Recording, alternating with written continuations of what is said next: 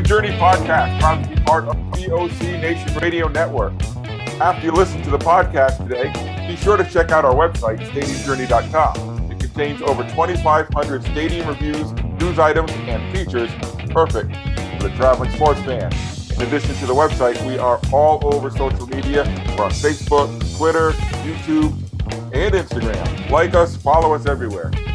Just check us out at Stadium Journey. Are you making fun of my hands?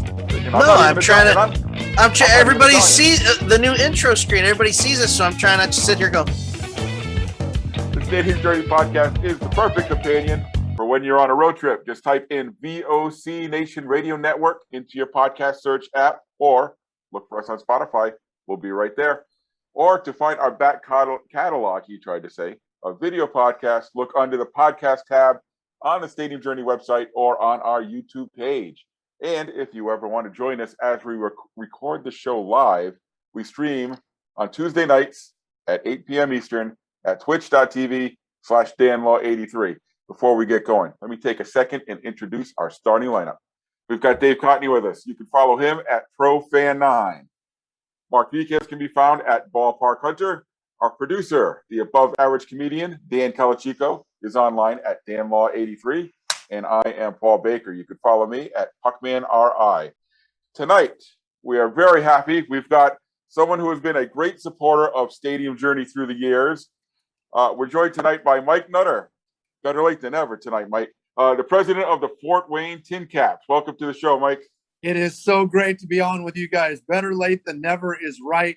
I'm a huge fan of Stadium Journey and the podcast, so it's an honor to finally be on with you guys. We're so happy to have you. So, Mike, let's jump right into it. It has been, let's call it an interesting off-season in minor league baseball. So how have things shaken out for you all there in Fort Wayne? You know, Paul, it's been tough. So with the virus first, in Fort Wayne and in Indiana, we didn't get hit hard as some of the other places around the country. So we're sensitive to the fact that it hasn't been as bad here as some other places.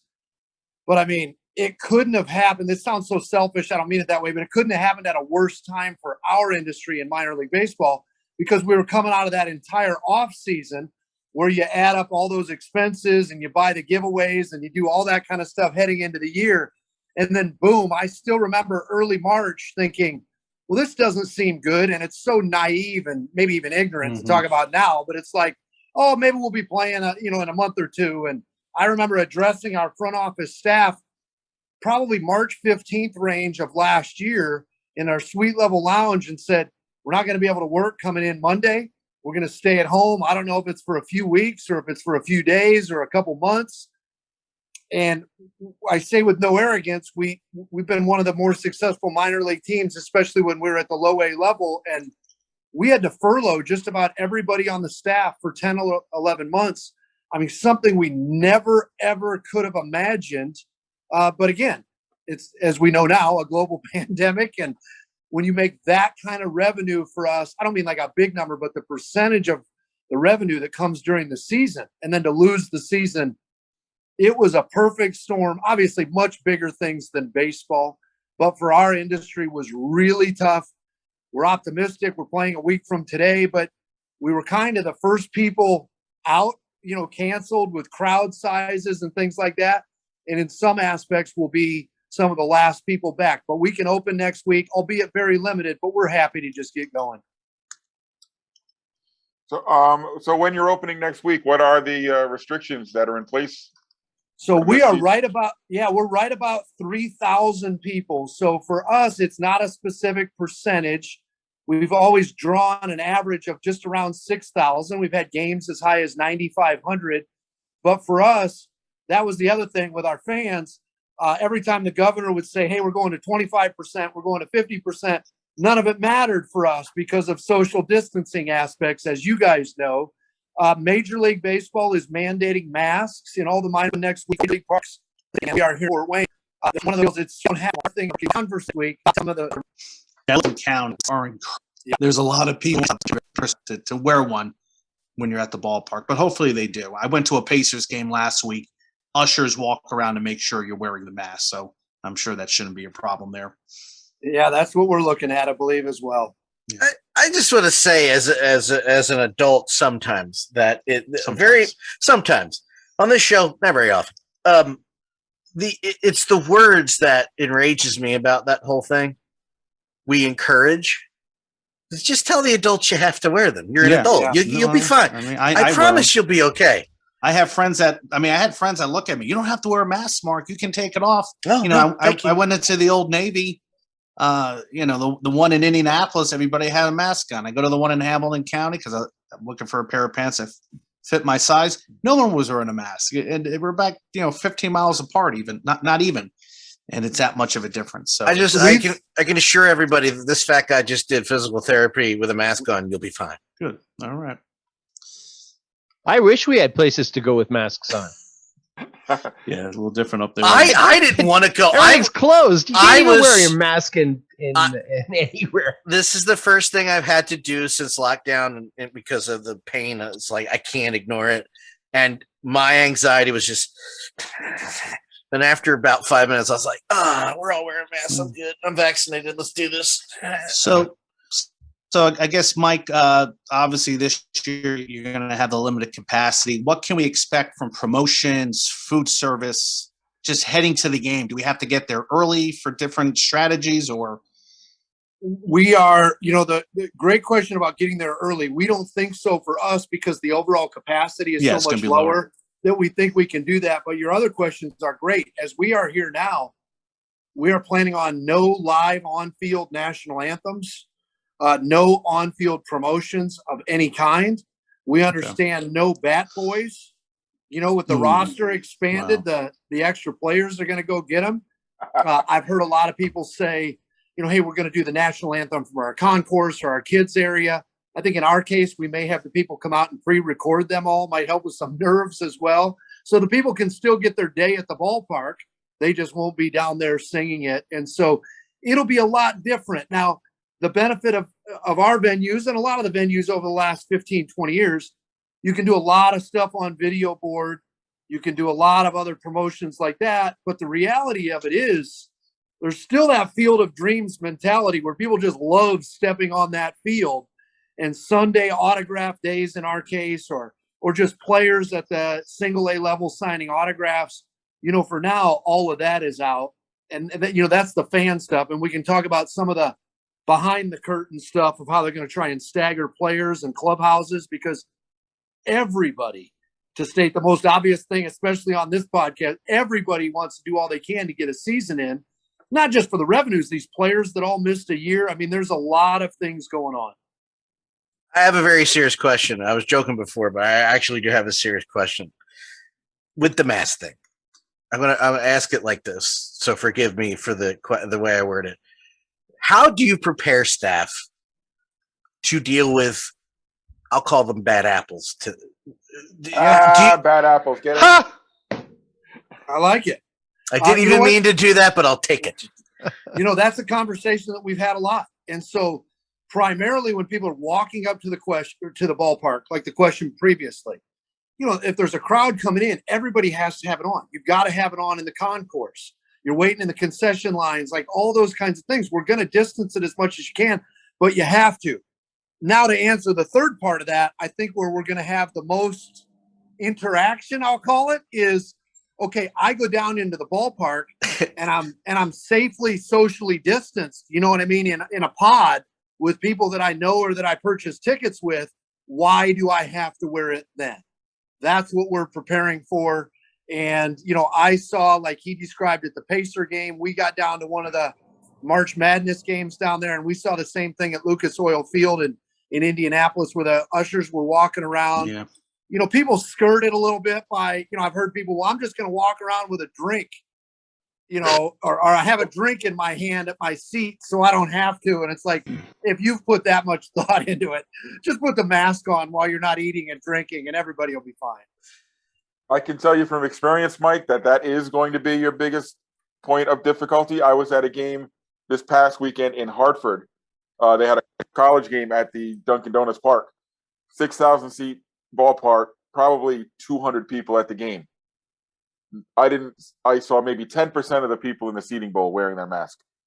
We've experienced the same with the high school and college. So we backfilled it. It was awesome. I mean, unfortunately with COVID and our late start this year, but we got 46 teams playing out here this April, 29 games, double headers, Division I college, all the way down to the smallest college, the biggest high schools down to the smallest. And we've experienced it as well. Early in the showcase series for us, it was still mandated in Indiana. And I'm not on here picking fights with politicians in any way, shape, or form. But during the series, it went from mandated to, like one of the other guys used, strongly suggested. We strongly encourage. And people just took that as, I don't have to.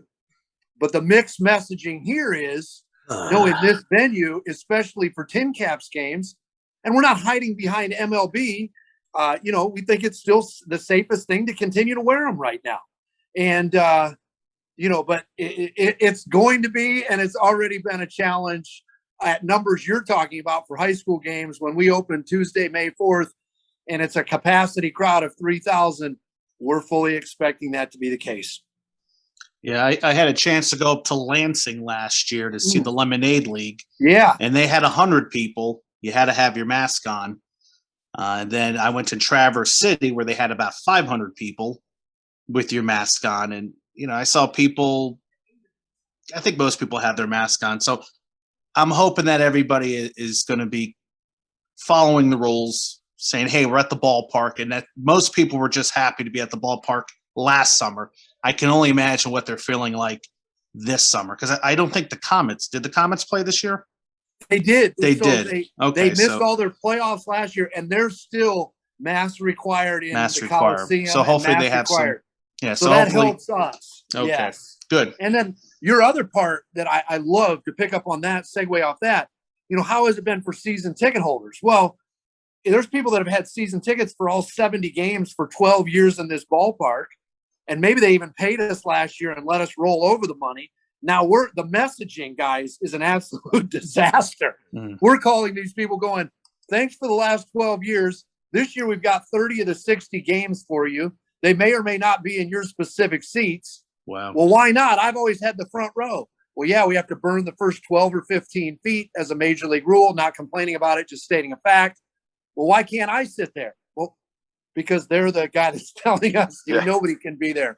And so, but I'll tell you, a lot of people, a handful of pushback, and really that means they're passionate about the TinCaps and our industry.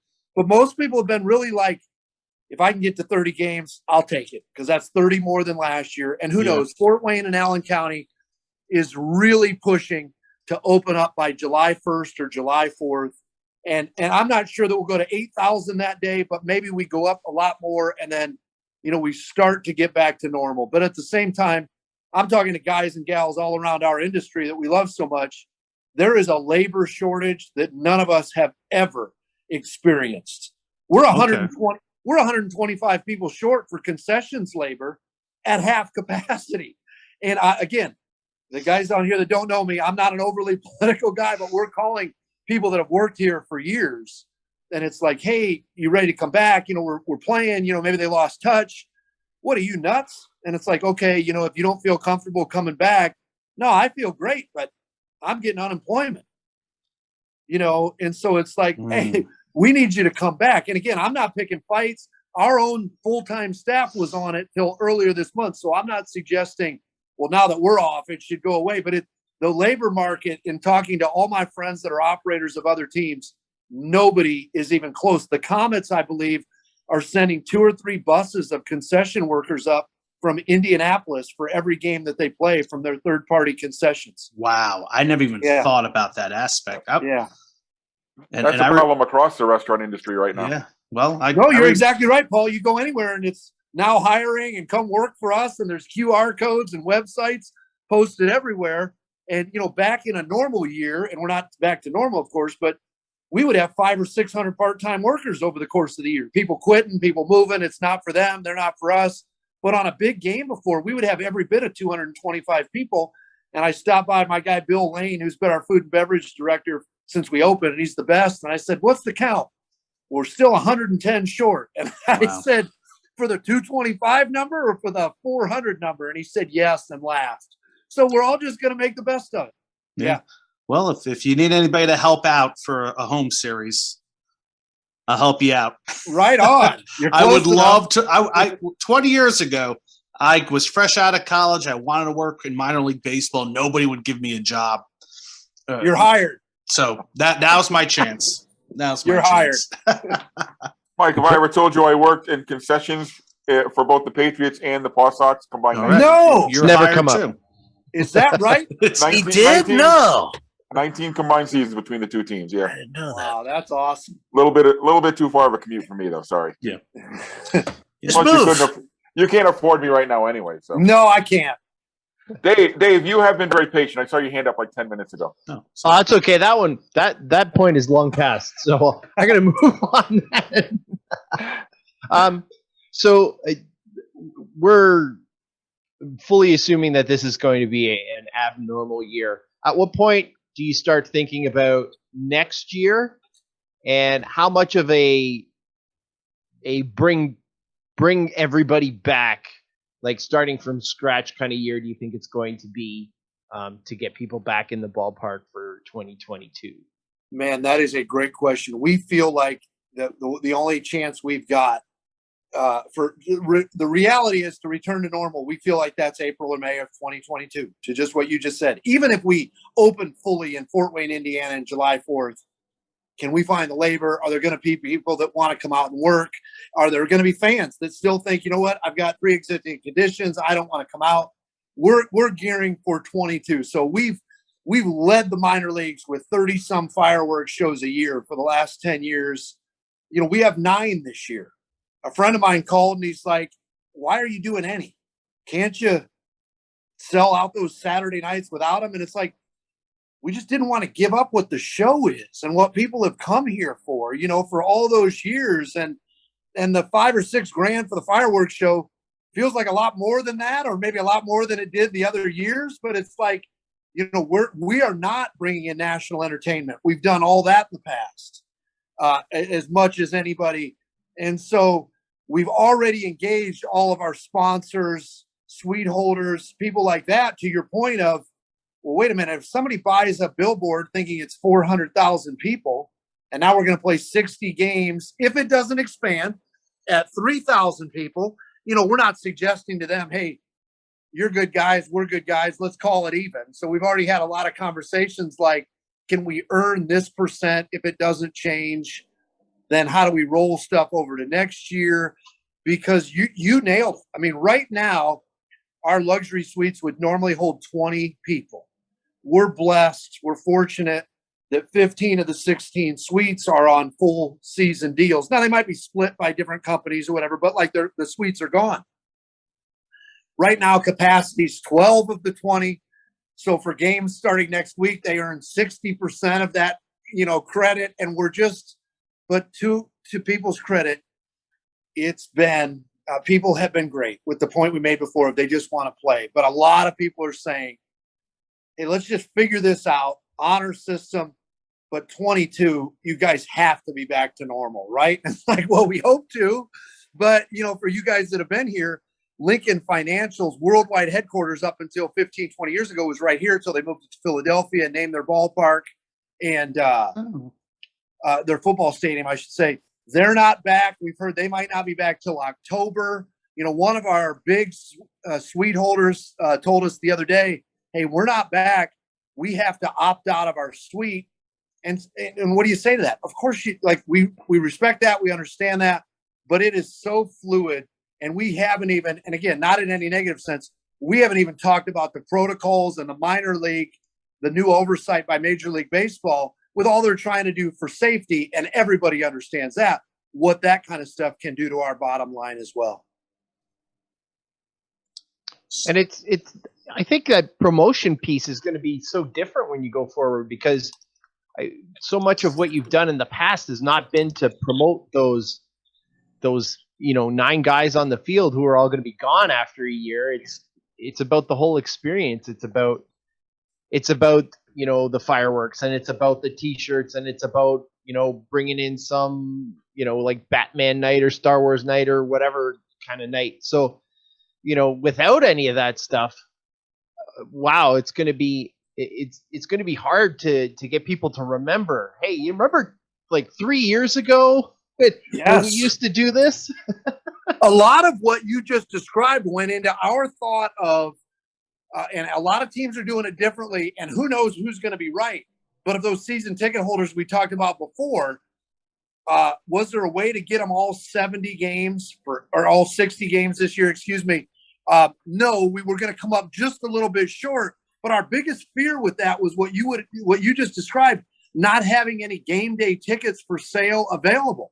I mean, we kind of joked about it, but what you just said with like, if we didn't have any individual seats available and it was just season ticket holders, that'll be 2 straight years families have gone without buying an individual ticket to us. To your point, we talked about Star Wars night. You think people will remember Star Wars night back in 2019? Like, those are real things. Do they move on to a different hobby, a different, activity, things like that? So we made the decision to get everybody half their seats at least, and then still have like 1,000 or so to sell on an individual basis for that very reason. We thought, you're talking 3 years. Kids have gone from, a young 7th grader to now they're a sophomore in high school or whatever the stuff is like that. And the fan behavior would change. Well, I know one thing. Whenever I talk to somebody about Parkview Field, it's always one of their favorite places to see a game, and I think that's still going to be the case during this truculent season, and hopefully that that continues to be the case in 22 and 23 and beyond. Because most people, when I talk about favorite minor league ballparks, they usually say a TinCaps game is one of their favorites. I was at Huntington University a few weeks ago to their ballpark. Beautiful ballpark, never knew about it. Yeah. That's all anybody was talking about, how they can't wait to check out a TinCaps game this year. So that's awesome. Those guys at Huntington University, we're friends with Coach Frame and everybody out there. We asked them, do they want to play here for one of the games in the series? Oh, nice. And they were the only one to and we are friends, Coach Frame and I. Yeah. But he was the only one to respectfully decline and say, we lost all of our home games last year. We don't want to give up another doubleheader here. Because, again, to their level, they have season ticket holders and sponsors. What you said is really nice. We're planning on having all the areas open in the seating areas, as many of the concession carts that we're kind of known for as well. Mm-hmm. And we were the geniuses that did an all-new video board package and sound system for opening day 2020. And so we're going to debut that on Northeast Indiana here in a week. Nice. And trust me, we've got the $1 million bills to pay for it. If we've been able to pay for those yet, I'm not sure. I mean, there's certain teams that changed their branding for 2020 and have yet to play under that moniker. So you're not the only one with. Yeah, I was just thinking of Wichita, built a whole stadium. Yes. And Wichita was supposed to be AAA. Yeah. Yeah. So they were supposed to be AAA. They lost their level. They lost the whole season. The Rocket City Trash Pandas set, I believe, if I heard correctly, they're neck and neck with the El Paso Chihuahuas for every merchandise record over the first year. They haven't played a game yet either. I mean, it's tough enough for us, but we talked about how hard it was for us in the thing. I can't imagine them that had to pay all that stuff. I mean, that is the ultimate worst case scenario. Yeah. What about you guys with merchandise? Are you getting a lot of revenue for fans who are not actually at the ballpark? How's that looking? That has gone well. We saw probably our biggest holiday sales in a few years. And I think there was some part of that. I think it's across the country, but also here, in Indiana with, shop small and buy from local businesses and stuff like that. So we've been good with that regard. Until we can get a few of our invoices paid, we might have a hard time getting new products sent in. But as sweet payments and things like that have started to show up, we're getting all of our, invoices taken care of. And we joke about that stuff, but not really. I mean, for 12 years, it was, hey, we pay right on time. We pay immediately. We're successful, get their money out. And again, those vendors have been understanding as well. Yeah, it's everybody working together. It's definitely tough times. And it's very simple to say, hey, open the ballpark. Let's all go back in. We have vaccines. You still have to be safe right now. So just be patient to all the baseball loving fans across the country. It is what it is. Yep. So with this season, one of the big changes has been across minor league baseball, a whole big reorg. And I'm not sure how much of, I guess, the former Midwest League has changed into what is it now? High A Central. Yeah, the which is hack. the most Those new names horribly roll generic off the tongue, don't names. Oh, they bet. How has the structure of the league or moving from what was low A before to high A now, how has that changed for you guys? Great question. So we moved from low A to high A, like you said, so one step closer to the major leagues. We flip-flop with the Cal League in that regard and the Florida State League in that regard. A few new affiliates came into the league, and then we ended up with 12 of the 16 before. We lost the Kane County Cougars, which was my first employer. They were the top drawing single A team in minor league baseball for probably a 10, 12, 15-year stretch. Yep. They did not end up with an affiliate.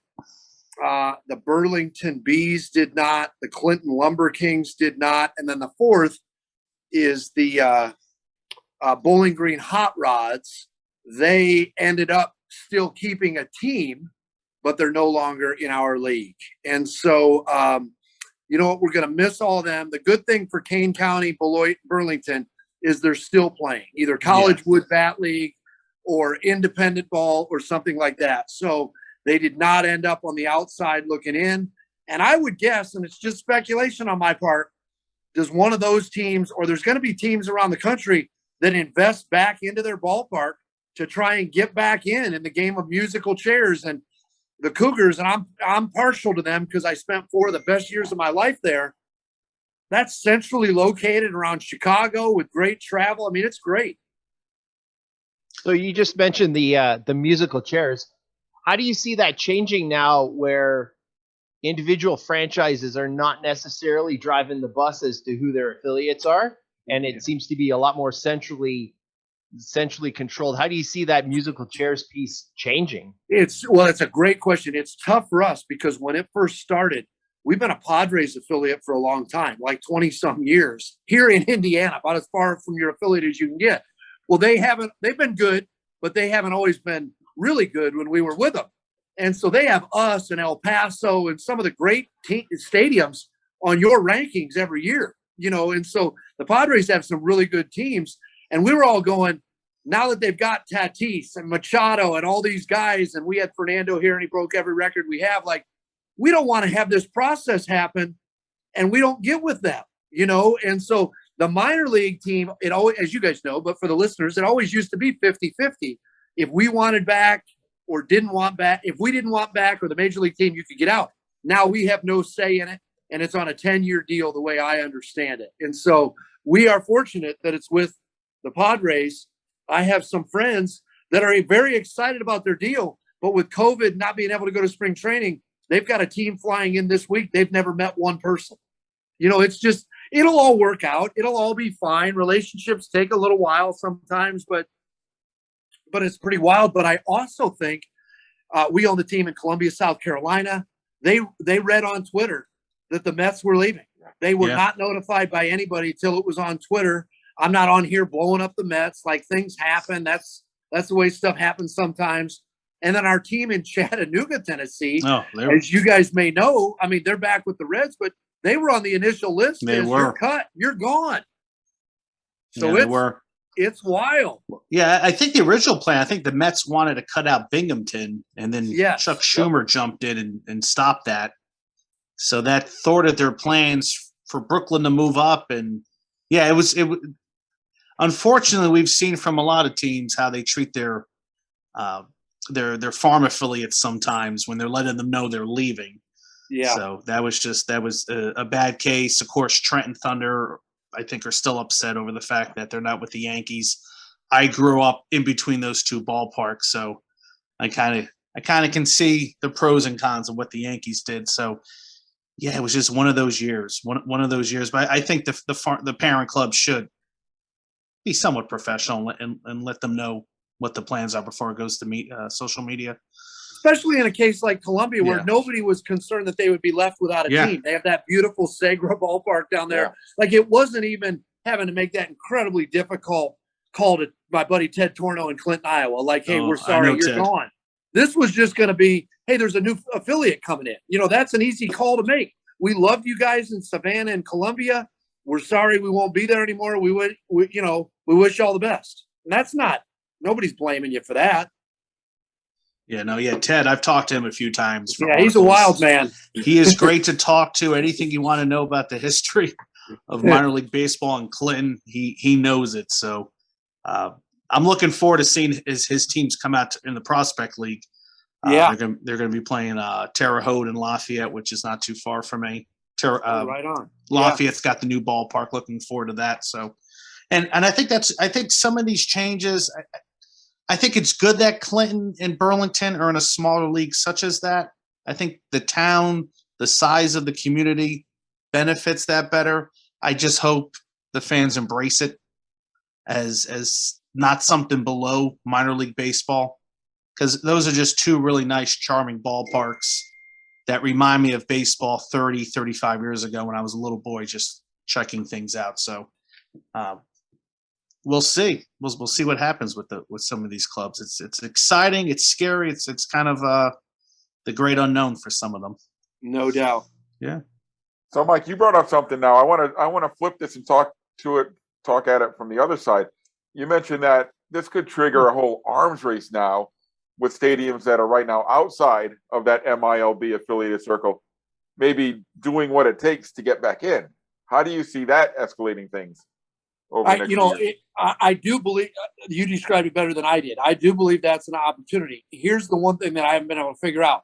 How do municipalities put money into it without knowing whether they're going to get something out of it? So I think our ballpark in Chattanooga is a perfect example. Jason Fryer, our owner, has been successful at getting Parkview Field and Segra Field in Fort Wayne and Columbia. They were out. Do they have 10 years for sure to get through this deal in Chattanooga? That's for somebody else to decide, but they're working very hard to get a new ballpark in Chattanooga, Tennessee, so we don't have to find out. I mean, I think I've at least heard, some new city's going to build one somewhere. Does that cost somebody that made the cut, this time around? Because in the agreements, if we're not, and I understand it, like there needs to be teeth in some of this stuff. We've always had facility guidelines, but what were you going to do? They couldn't improve hypothetical Stadium A because they didn't have any money to do it, or they would have done it. But you weren't going to take anything away. Well, does somebody build a new shiny one that fits in the footprint of a league? I think it's very possible. I'd be shocked if we got through 10 years and there weren't some changes like that. Aren't those league footprints now, though, much smaller than they were previous? And isn't that part of the whole reorganization idea that we want? I think I always thought that AAA level, they wanted the affiliates to be as close to the major league as possible. And then after that, they wanted the affiliates to be as close to the rest of their league as possible. Like with you guys with the Padres, do the Padres really need you guys to be out close to them? Well, not really. It's more beneficial for you to be closer to all the teams that you play. So yeah. Do you see that footprint as being smaller? 100%. This will be the lowest. It's kind of funny. We're going on the road in a couple weeks. And again, not complaining. I just, we're going to take 3 buses to go on our first road trip to Lake County. That's the requirement right now. The players are split between 3 buses. We understand that. We want to play games. We understand there's additional expense with some of this stuff. Again, we get it. But we were joking in the office the other day, to your point, Dave, it's the best travel we've ever had. And the bus will be triple what it's ever been. And so, no, I do think the footprint is smaller. So your point there is valid. You'd have to be within the footprint, because I think we saw, without being negative or calling anybody out, but the Lake County Captains, which are in our league now, were in the South Atlantic League. Oh, that Sally League was a bear, yeah. Yeah, that was all over the place. Bowling Green was in with us, but Lexington, an hour or 2 away from them, was in the other one. And it just, if you could build and Pat O'Connor and I were friends for a long time. So I'm not being critical of the former leadership, but to Dave's point, before, if you build a stadium, man, you got affiliated ball, and we'll just kind of figure out later how all this logistics works. And I do think that they care more about the player wellness. and they're looking at travel days. I mean, we have a day off every Monday in the High A Central this year. And I got to tell you guys, we absolutely love it as the staff. There's 2 instances where we have 6 home games and a day off, and then right back to 6. I'm not sure how much I'm going to love those 12 out of 13, from not working on them for a while. We think it's great. The staff gets a break.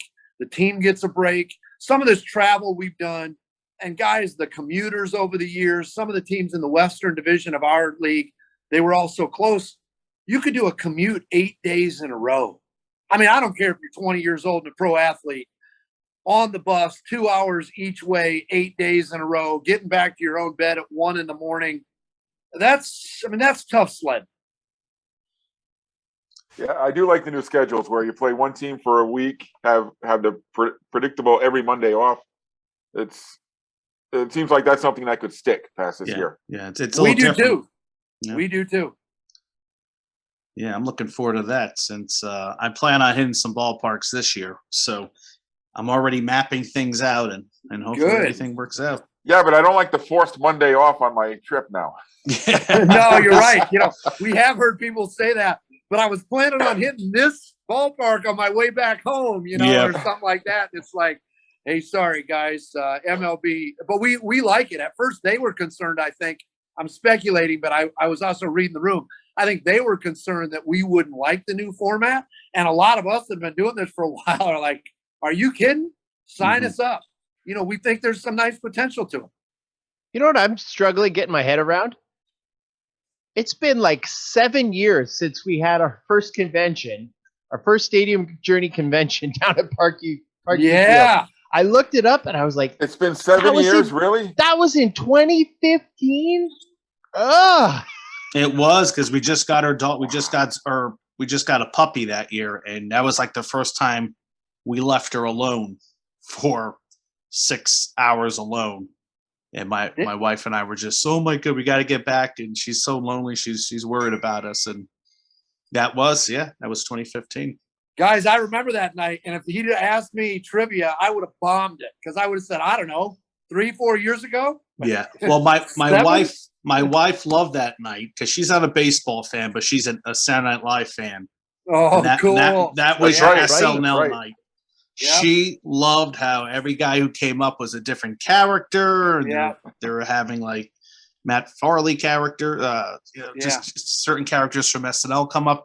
She loved that. She was so excited about it. So that's awesome. I still remember those Spartan cheerleaders off Will Ferrell or whatever, I was looking at the pictures and I was like, it must have been a night or something because those I don't recognize those. And then it was Saturday Night Live night. Was that ever done again after that? I don't think so. You know what? It's funny that you mentioned that because we did, we were the Michael Limmer, who's our brilliant vice president of marketing. That was just a great idea. He's a genius. And Limmer, we were the first team ever to do 3D night on the video board for our third season. So it would have been 2011. We gave out 3D glasses. We did the 3D video board. It was the biggest thing we've ever done. And you know what, fellas? We've never done it again. Those glasses are expensive. They are. I think Dave brought this up because he really wants me. We're really close to announcing where our convention is going to be this year. And I think he just wants me to spill the beans. But it doesn't matter to me. I'm stuck up here on the way. Canada, Dave. You can't go anywhere. He's zooming in anyway. That went so well in Fort Wayne that after Fort Wayne, we ended up going to Columbia the next year. Columbia. Then where do we go? New Orleans. Yeah, Des Moines, Iowa. Des Moines was and then Iowa, and then last year was supposed to be Pawtucket, but that got canceled. And then this year, all right, we'll announce it now. This year's gonna be Burlington, North Carolina, with the sock puppets. Oh, right on. That's July cool. 24th. It looks like sock puppets. And Danville, the Otterbots play the night before, so yes, they do. We can do 2 games.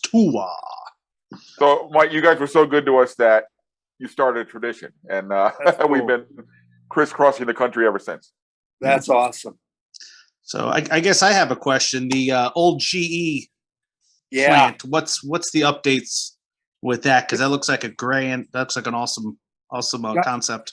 Guys, it's really cool. So I've lived in Fort Wayne 20-some years, and the first several with the Fort Wayne Wizards out at Memorial Stadium and Memorial Coliseum out there. Downtown was safe. It was not as active, but it just kind of was one of those Midwest cities that was just over another 10, 15 years.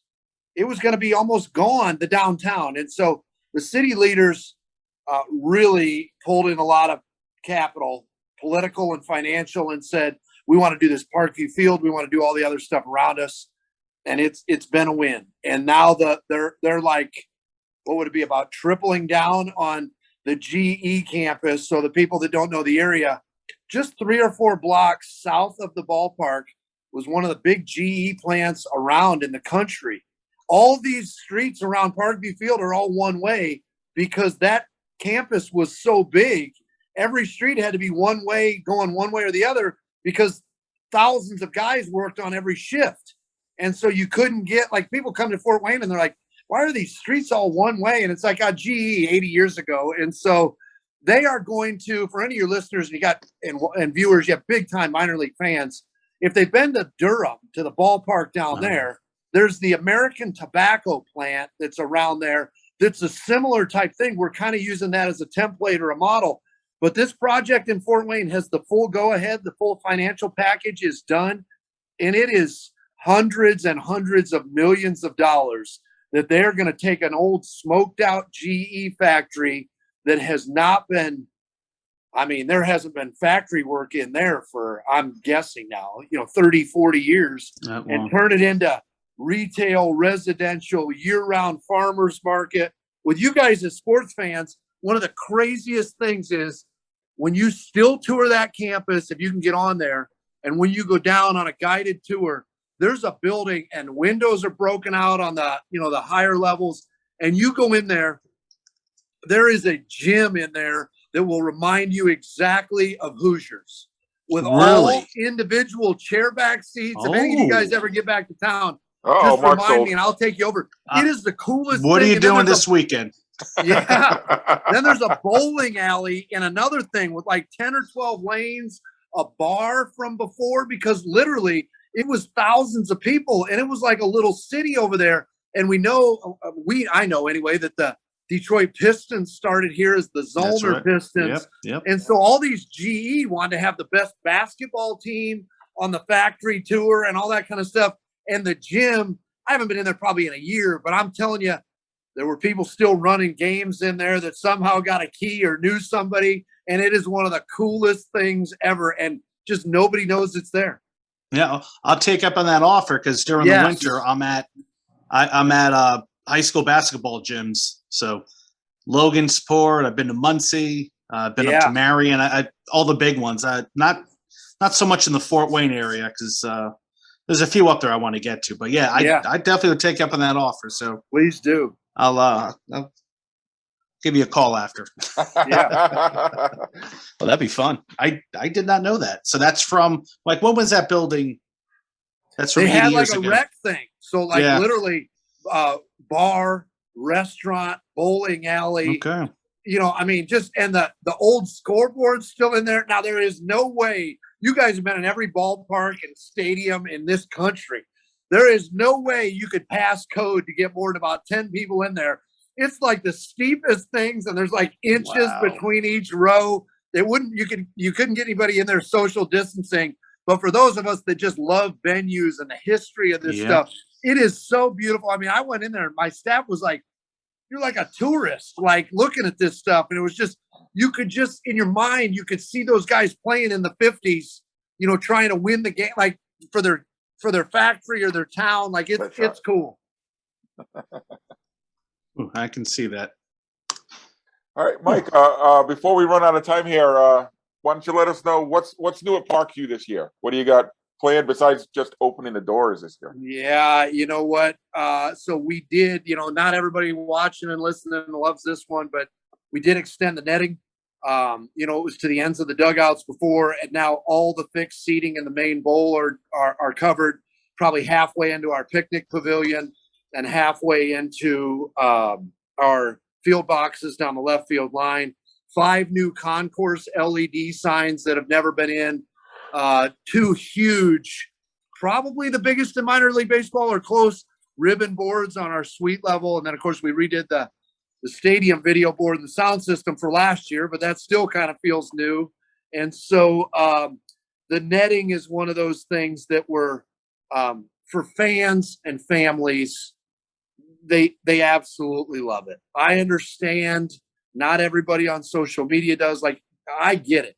But if the scouts at a major league game can sit right behind home and look through the netting, so can the guys on a thirsty Thursday down the line when they're having a few cold ones, thinking that they could be hitting home runs against the visiting pitcher. Yeah, and then speaking of cold ones, how many craft beers do you have at Park? We have a lot. I can't give you an exact number, but our partners with 5 Star Beverage have added a ton this year because, again, like in the changes, I mean, I'm not going to offend you guys. I'm a dinosaur in this industry. And so, like Paul talking about 19 years and concessions combined, 30 years ago, it was hot dogs and pretzels and nachos and pizza, and that was it. So, I mean, the beer selection, the liquor selection, the wine slushies. We added a draft sangria for this year from Round Barn, a really big brewery up in Michigan. And just because people are looking for what's the next thing. And it's not just hot dogs and popcorn. Those are still huge sellers. You know, chicken tenders is still the number one seller in Parkview Field, but they want other options too. Definitely. The classics still sell. So they do. Hot dog is still one of the best things you can get at the ballpark. But then again, if you have a fried donut burger or a hot dog topped with barbecue and coleslaw, that's not too bad either. I hear you. I don't know what happened. You guys just made me really thirsty.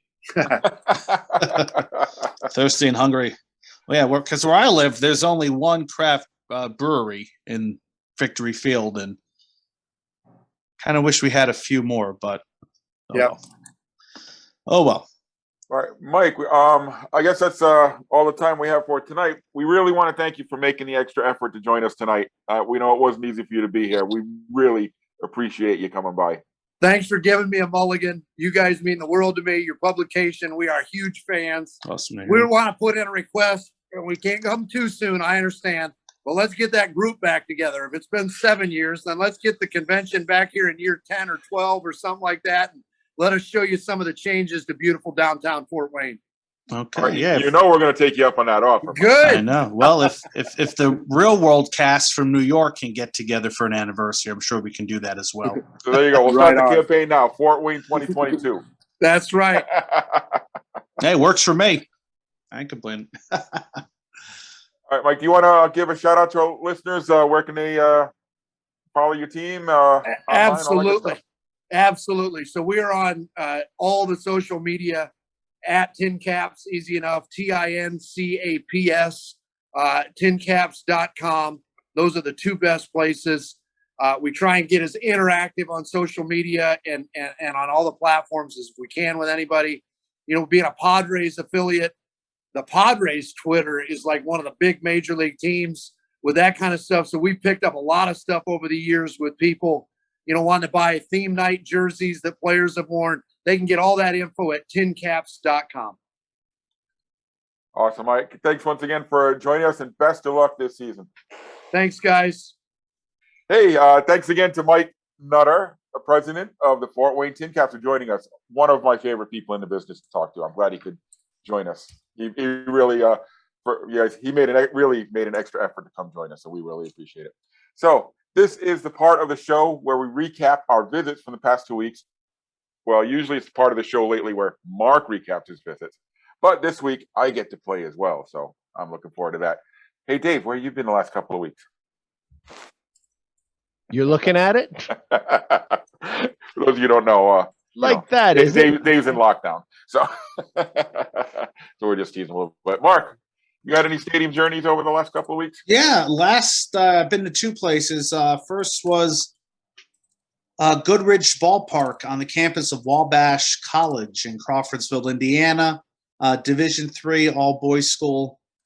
But this nondescript ballpark, it seats about 500. It's pleasant. But what made it so much fun was in left field, there's this hill where most of the fans sit and tailgate. And they bring their foods, their outdoor games, the beer, and it's fraternities, it's college students, it's alumni, and it's just this big block party throughout the whole game. And I handed out my card to people, let them know what I was doing there. And I think that night I must have got about 4 or 5 drunk dials from some college students that sounded like they were at a fraternity party. So nothing better than 1 o'clock being woken by Mark, where's the video, Mark? Weird experience. I was not expecting that to happen going to Division III baseball, but that's the second Division III ballpark experience that I've been surprised by. So that was really fun. And then last Monday, I went to Bankers Life Fieldhouse to see the Pacers versus the Spurs. Was not planning on going there, but a buddy from college contacted me and said, "Hey, I got Pacers tickets. Meet me there." So he wound up picking me up at a designated spot, and we checked out the Pacer game. And one thing weird this year going to a major event is you go in and out. There's no traffic. You can park anywhere. The parking prices have gone down in the lots.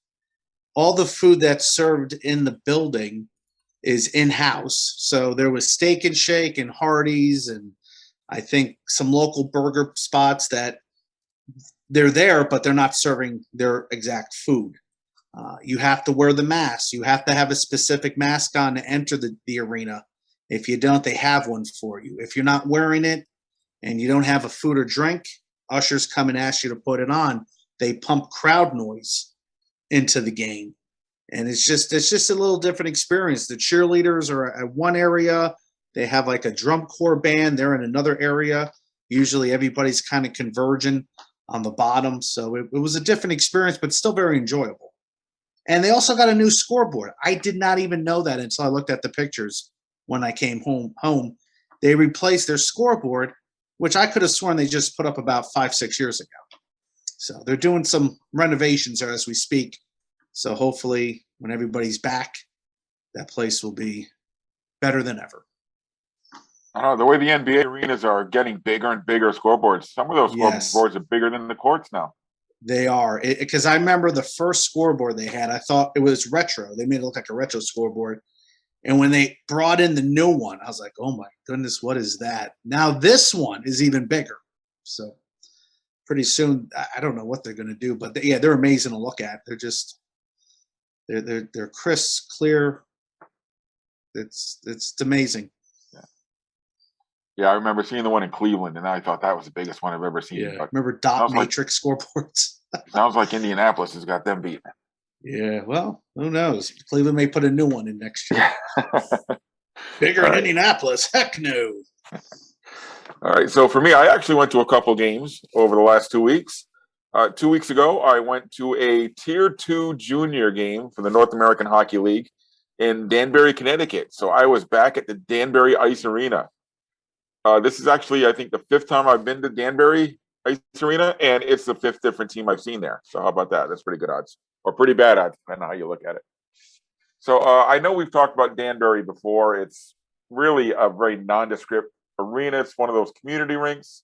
It's got, one large rink with seating, and it's got another side rink where they do some youth skating and stuff like that. But the cool thing about the ice arena, not right now because of social distancing and reduced crowds and everything, is they got a million things going on there. Between the 2 rinks, there's an arcade there. There's even going to be opening soon an axe throwing bar there. So there's a lot of cool stuff. I was really disappointed that the Rabbit Hole bar was closed, so I couldn't get a New Haven Nighthawks beer, but they do sell those there.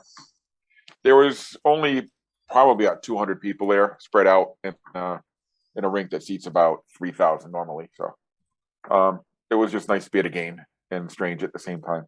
What's most notable about Danbury Ice Arena, if you don't recall me talking about it before, is its history. If you haven't seen or read the history of the Danbury Ice Arena, look it up.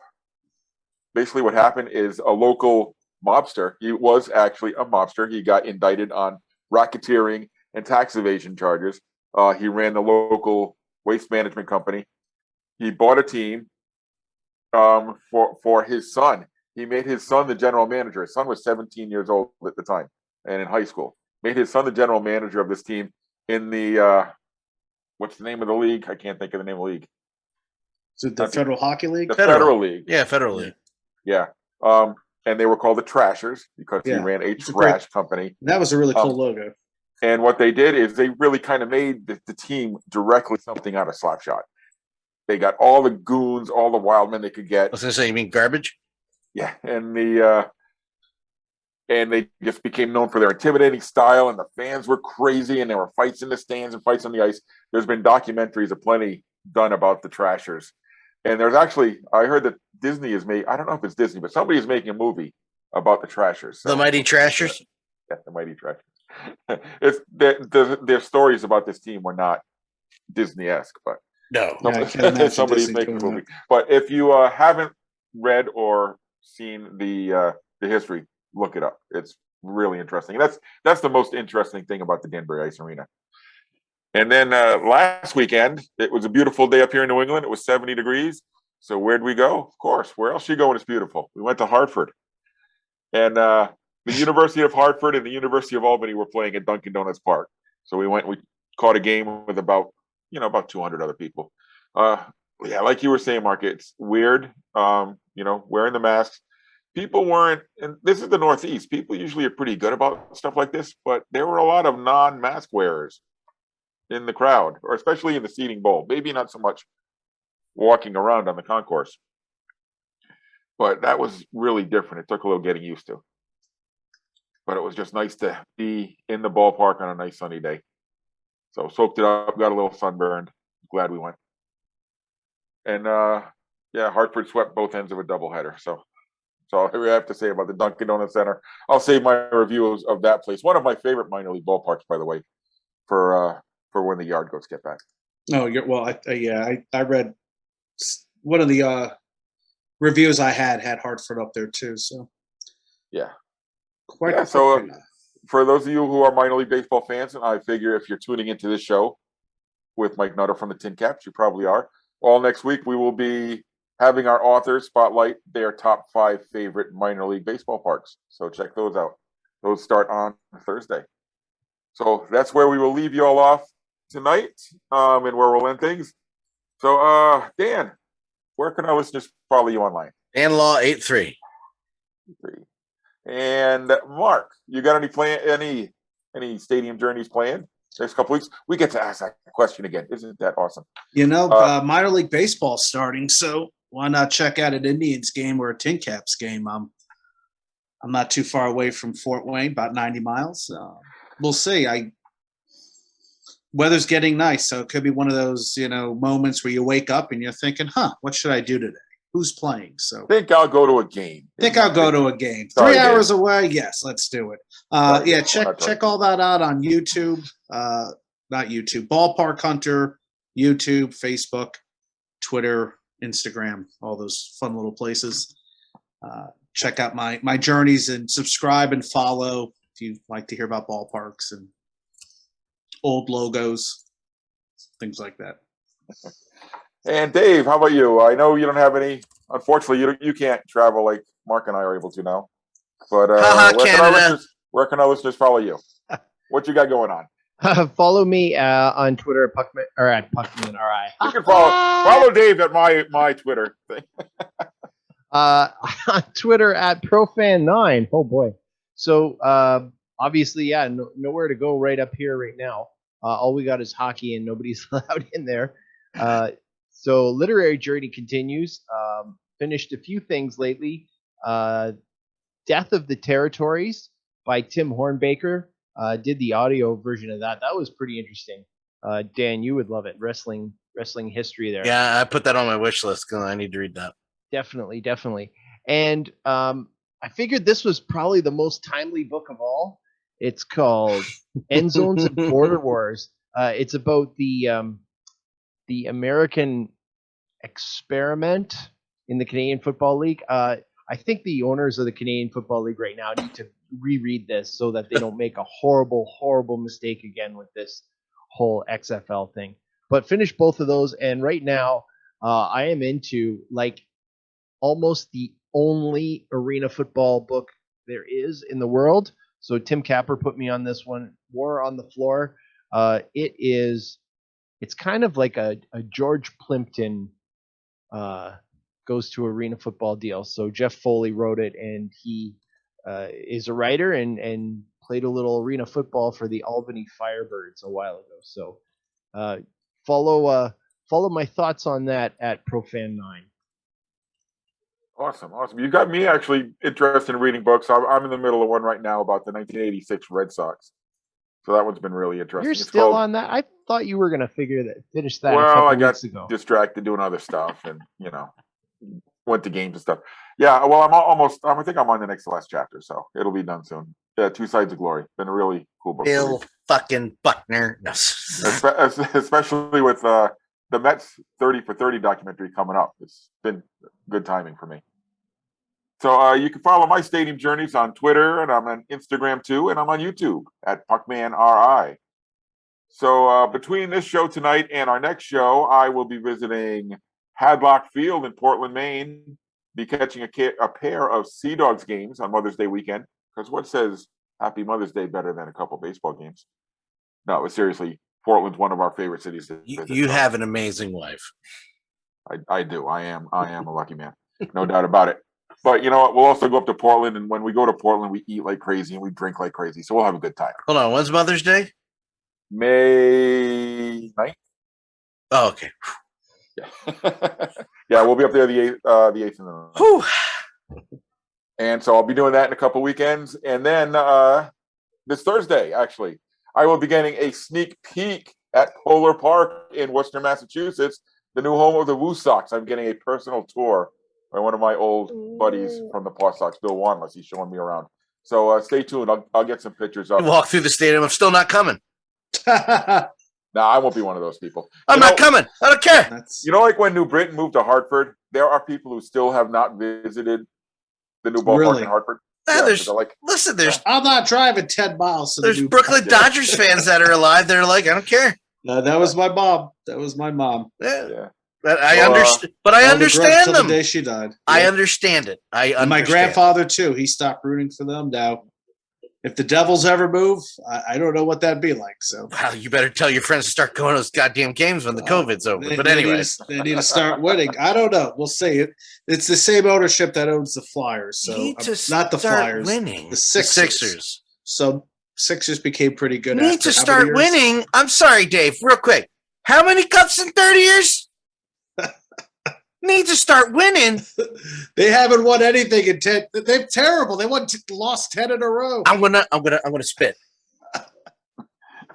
I knew I could get Dan. I knew I could get Dan. All right. So you Right, can you stay get tuned to that. Stadium Journey for some for your first look at Polar Park. And don't forget to check out the website. That's stadiumjourney.com. Follow us on Twitter. Follow us on Instagram at Stadium Journey. Subscribe to our YouTube channel. We've got close to 50 videos on that channel now. Can you believe we've been doing that many? Actually, we've been doing this podcast for 4 years now. I looked at the numbers of both. Yeah, I was like, wow, season 4 and season 8 of Obey the Puck. So we might. I wonder when our 100th episode is, or if we've already passed. We should do an anniversary. Well, 'cause somebody should count those other than me, so we can. We'll do a clip show. No, we're not. We'll do a best of featuring Lucille Ball. We could do There a you clip go. show from 2020 and 21. That's what I got. Yeah. No, that's So pretty if you're looking for any of our millions of podcasts, you can find them at vocnation.com or search VOC Nation Radio Network on your podcast app or on Spotify. And remember, we simulcast live every other Tuesday night at 8 Eastern at twitch.tv/danlaw83. So we will return in 2 weeks. That will put us at May 11th. We're not quite sure what we'll be discussing yet, but it's going to be awesome. I know it. And since we were in Indiana virtually tonight, we're going to quote John Mellencamp on the way out. When I fight authority, authority always wins.